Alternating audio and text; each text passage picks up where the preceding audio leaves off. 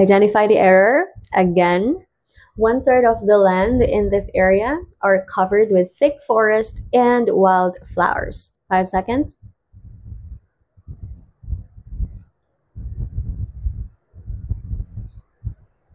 Tamang sagot, letter B, or covered. Ang issue natin sa letter B, subject-verb agreement na naman. At tandaan nyo, kapag may mga fractions, kagaya nito, 1/3, titingin kayo doon sa sumusunod na noun. Kung yung sumusunod na noun ay singular or uncountable, dapat singular yung verb agreement. Pero kapag ang sumusunod na noun ay plural, of course, plural din yung agreement. In this case, yung land, sa konteksto na to, uncountable siya. So, mali yung R.